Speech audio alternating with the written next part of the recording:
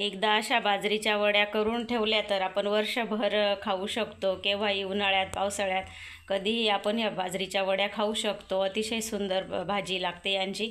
आणि किंवा असं तळूनसुद्धा खाऊ शकतो आपण मधल्या वेळेमध्ये.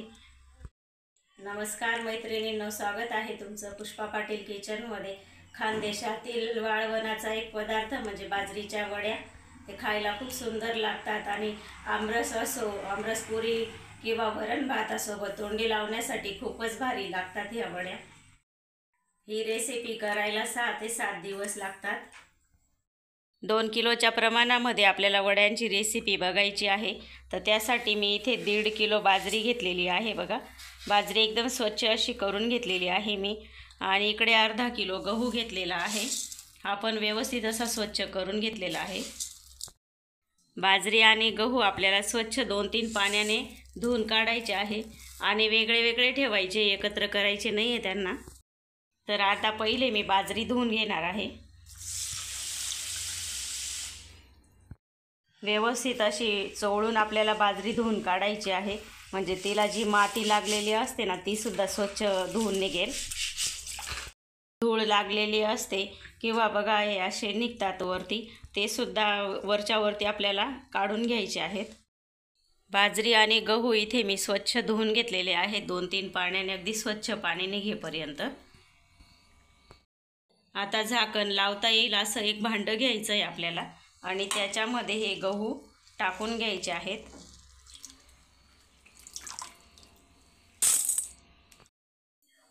गव्हाप्रमाणे आपल्याला बाजरीसुद्धा आता एका डब्यामध्ये टाकून घ्यायची आहे.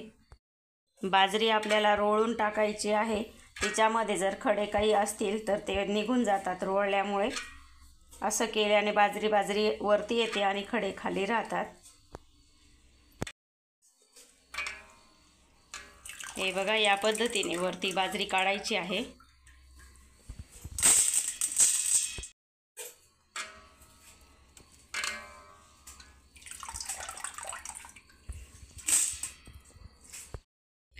आता ही थोडीशी बाजरी शिल्लक राहिलेली आहे, तर ती आता आपल्याला ह्या पद्धतीने काढायची आहे. असं हळूहळू हलवायचं आहे, म्हणजे बाजरी पुढे सरकते बरोबर. हे बघा, या पद्धतीने. तर अजून परत हेच पाणी आपल्याला टाकून घ्यायचं आहे आणि परत असं सरकवता बाजरी पुढे आणायची आहे. तर पूर्ण बाजरी मी तशी करून घेतलेली आहे आणि 2 खडे इथे मला निघालेले दिसत आहे. तर आता ही बाजरी स्वच्छ केलेली आहे, तर ते पाणी मी काढून घेतलं आणि आता ही आपल्याला डब्यामध्ये टाकून द्यायची आहे. बाजरी आणि गव्हामध्ये आपल्याला आता भरपूर असं पाणी टाकून घ्यायचं आहे.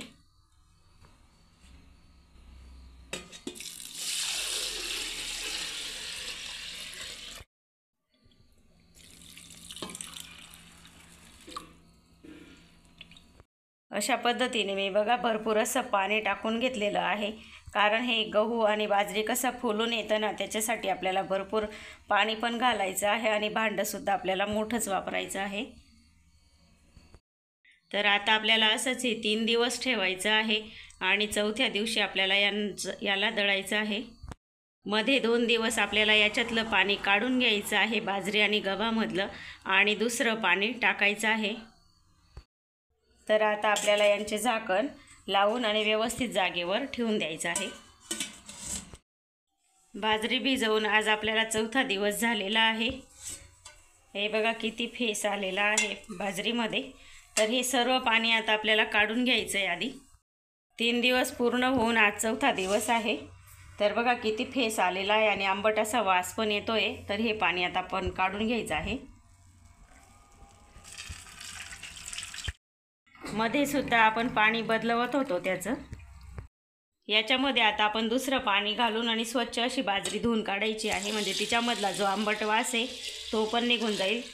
2 पाण्याने धुवून काढू बाजरी. 2 पाणी आपण काढून घेतली. आता 3रं पाणी टाकून घेतलेलं आहे आणि आता ही बाजरी आपल्याला उपसून काढायची आहे. थोडंसं रोळून काढून घ्यायची, म्हणजे खडा जर असला एक अर्धा तो खालीच राहून जातो. तशी तर आपली बाजरी आपण टाकतानाच रोळून टाकलेली होती, खडा तर नव्हताच तिच्यामध्ये पहिलेच.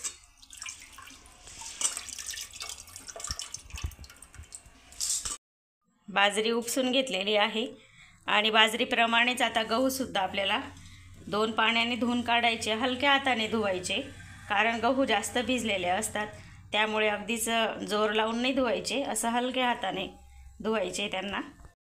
बाजरी आणि गहूसुद्धा व्यवस्थित असे उपसून घेतलेले आहेत. आता आपण यांना दळून घ्यायचं आहे मिक्सरच्या भांड्यामध्ये टाकून. तुमच्याकडे जर चक्कीची सोय असेल तर तुम्ही दळून आणू शकता, ओली गिरणी असते दळायची त्याच्यामधून. तर आता मिक्सरच्या भांड्यामध्येच मी दळून घेणार आहे. तर थोडीशी मी इथे बाजरी टाकून घेणार आहे. भांड्यामध्ये बाजरी टाकून घेतली. आता थोडं पाणीसुद्धा टाकायचं आहे वाटताना, आणि वाटताना थोडंसं असं पल्स मोडवरच आपल्याला दळायचं, एकदम मिक्सर चालू नाही ठेवायचं. चालू बंद असं करून आपल्याला हे आता दळून घ्यायचं आहे. या पद्धतीने मी वाटण तयार करून घेतलं आहे बघा. असं पूर्ण बाजरी इथे दळून घेतलेली आहे या पद्धतीने, आणि त्याच पद्धतीने गहूसुद्धा इथे दळून घेतलेले आहेत. आपण कुरडईसाठी गव्हातला चीक काढतो, तर त्याच्यापेक्षा थोडंसं बारीक दळलं तरी चालतं या गव्हांना. तर आता आपल्याला बाजरीच्या कोंड्यामधून चीक वेगळा करून घ्यायचा आहे. त्यासाठी मी इथे एक डब्बा घेतलेला आहे. डब्याला छान असा साडीचा कापड पीस असतो साडीमधला, तो बांधून घ्यायचा आहे, घट्टसर बांधायचा थोडासा, आणि एक अशी चाळण घ्यायची. तर हा चीक म्हणजे बाजरी खूपच अशी बारीक असते, तर ती अशी हातामध्ये येत नाही, तर डायरेक्ट असं घ्यायचं वाटीने कशाने, आणि ह्या चाळणवरती टाकून घ्यायचं आहे. म्हणजे बाजरीचे जे कोंडा आहे तो वरती राहतो आणि चीक फक्त खाली पडतो बघा.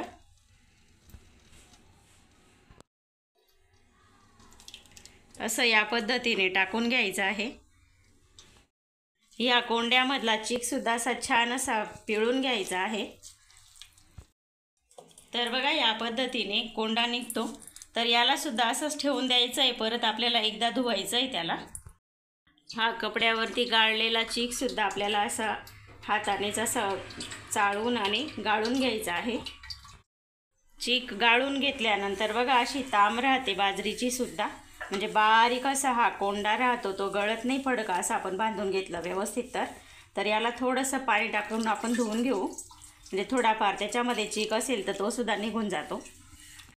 ही जी ताम निघालेली आहे ती कोंड्यामध्ये टाकायची नाही आहे, कारण आपण जर त्या कोंड्यामध्ये टाकलं ना तर परत आपल्याला गाळायला ती नडेल, त्याच्यामुळे आपण ही ताम आता वेगळीच ठेवायची आहे. हा कोंडा आता एका परातीमध्ये काढून घ्यायचा आहे, म्हणजे आपल्याला धुवायला व्यवस्थित असं जमेल. पाणी टाकून घ्यायचं व्यवस्थित, असं कोंडा बुडेल इतकं. तर आता ह्या कोंड्याला व्यवस्थित असं थोडंसं चोळून घेऊ, म्हणजे काही चीक त्याच्यामध्ये शिल्लक असेल तर तो निघेल. तर आता हा कोंडा आपण या पाण्यामधून मोकळा करून घेऊ असं. आता हा सुद्धा चीक आपल्याला त्याच पद्धतीने गाळून घ्यायचा आहे डब्यामध्ये. बाजरीप्रमाणेच आता आपल्याला गव्हाचं सुद्धा चीक काढून घ्यायचं आहे कोंड्यामधून. बाजरी आणि गव्हामधून आपण चीक काढून घेतलेला आहे इथे आता. तर या चिकाला आपल्याला आता रात्रभर असंच राहू द्यायचं आहे. झाकण लावून आणि व्यवस्थित जागेवर ठेवून द्यायचा आहे. डबा असा हलवायचं नाही आपल्याला, कारण चीक असतो तो खाली बसायला पाहिजे आपल्याला, आणि वरती पाणी राहतं. रात्रभर इथे बाजरीचा चीक आपण काढून ठेवलेला आहे. आता उघडून बघू, आणि बघा वरती पाणी आलेलं आहे चिकाच्या वरती. आता हे पाणी पूर्ण आपल्याला काढून टाकायचं आहे हळूवारपणे. तर आता आपण हे पाणी काढून घेऊ, आणि अगदी हळूवारपणे हे पाणी काढायचं आहे, कारण बाजरीचा चीक जास्त असा बसत नाही गव्हाच्या चिकासारखा, त्यामुळे एकदम हळूहळू काढायचं आहे पाणी, नाही तर आपला चीकसुद्धा पाण्यासोबत चालला जाईल. तर आपण बाजरीच्या चिकामधलं पाणी काढून घेतलेलं आहे, आणि बघा असा चीक आपला शिल्लक राहिलेला आहे खाली. तर आता याचप्रमाणे आपल्याला गव्हाच्या चिकातलं सुद्धा पाणी काढून घ्यायचं आहे. हा गव्हाचा चीक आहे बघा, किती असा बसलेला आहे आणि एकदम नितळ असं पाणी वरती राहिलेलं आहे. तर हे पूर्ण काढून टाकायचं आहे आता आपल्याला.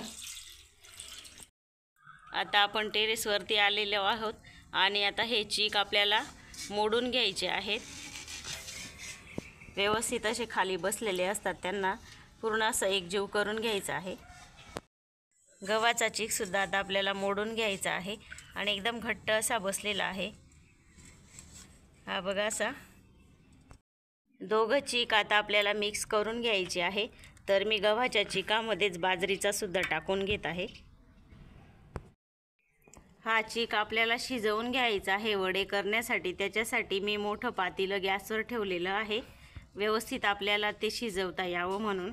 तर त्याच्यामध्ये मी आता थोडंसं तेल टाकून घेणार आहे पातेल्यामध्ये, कारण आपला चीक म्हणजे खाली असा जास्त चिपकायला नको म्हणून. तेल सर्वीकडे लावून घेतलं. आता याच्यामध्ये आपल्याला पाणी घालून घ्यायचं आहे.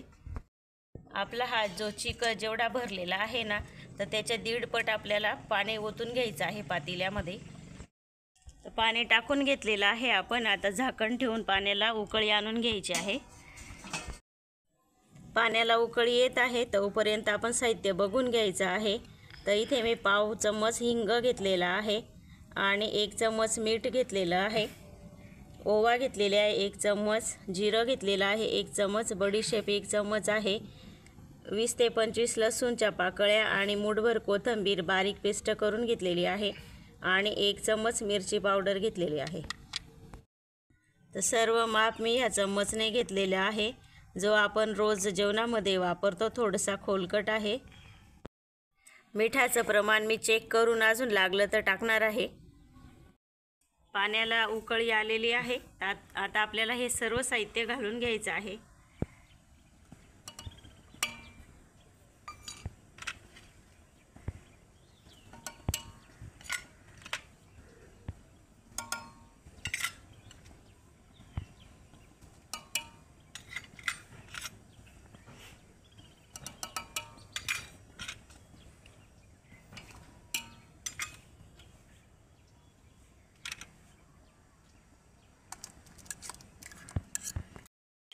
व्यवस्थित असं मिक्स करून घ्यायचं सर्व. 2 मिनटं झाकण ठेवून परत उकळी काढून घ्यायची आहे. पाण्याला उकळी येत आहे तोपर्यंत परत एकदा आपल्याला चीक असा मिक्स करून घ्यायचा आहे, म्हणजे खाली बसून जातो तो लगेच तळाशी. पाण्याला उकळी आलेली आहे. आता आपल्याला हळूहळू याच्यामध्ये चीक ओतून घ्यायचं आहे. एकदम हळूवार टाकायचा आणि खाली आपल्याला घोटा फिरवत राहायचा आहे. गुठळी होऊ द्यायची नाही आहे त्याची. आता आपल्याला त्याला व्यवस्थित असं मिक्स करून घ्यायचं आहे. गुठळी त्याच्यामध्ये अजिबात होऊ द्यायची नाही. थोडंसं मला मीठ कमी वाटत होतं म्हणून पाव चम्मच घातलं आणि मिरची पावडरसुद्धा पाव चम्मच घातलेली आहे आणि अतिशय चवदार असं पीठ आपलं तयार झालेलं आहे. आता याला आपल्याला 10 ते 15 मिनटं मीडियम गॅसवर झाकण ठेवून शिजवून घ्यायचं आहे आणि मध्ये 1 ते 2 वेळा आपण परत चेक करून बघायचं आहे. 10 ते 15 मिनिट झाकण ठेवून मी शिजवून घेतलेलं आहे. मध्ये 2-3 वेळा चेक केलं आणि एकदम छान असं आपलं पीठ शिजून गेलेलं आहे. बघा किती फोड पण दिसतं आहे गोट्यावर. असंच आपण पीठ शिजवून घ्यायचं आहे. आता हे पीठ आपण लगेच वडे झारायला घ्यायचं आहे. इथे मी वडे झारायची चाळणी घेतलेली आहे. थोडी माझ्याकडे बारीक छिद्र्याचीच आहे, तर तीच मी आता वापरणार आहे.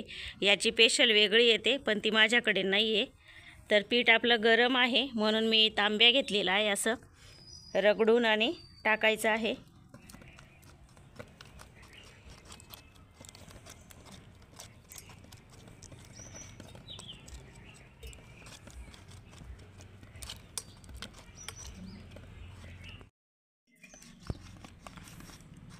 फार चिकट असतं हे पीठ, लवकर पडत नाही. सर्व वडे इथे झारून घेतलेले आहेत आणि खूप छान असे झारले सुद्धा गेले पटकन. अजिबात गुठळी वगैरे झालेली नव्हती पिठामध्ये. 2 दिवस आता मस्त कडक उन्हामध्ये वडे वाळवून घ्यायचे आहेत. 2 दिवस वाळवल्यानंतर अतिशय सुंदर अशा वड्या आपल्या तयार झालेल्या आहेत. एकदम कुरकुरीत आणि इतक्या स्वादिष्ट वड्या तयार झालेल्या आहेत. कोणी म्हणणार नाही की बाजरीच्या वड्या आहेत म्हणून. खूपच छान असा रंगसुद्धा आलेला आहे, कारण आपण खूप मेहनत घेतलेली आहे ती वडी करताना. चीक व्यवस्थित असा आपण गाळून घेतलेला आहे, त्याच्यामुळे खूपच अशी सुंदर अशी वडी आलेली आहे. ही रेसिपी तुम्हाला आवडली असेल तर रेसिपीला लाईक, शेअर, सबस्क्राईब करायला विसरू नका. धन्यवाद.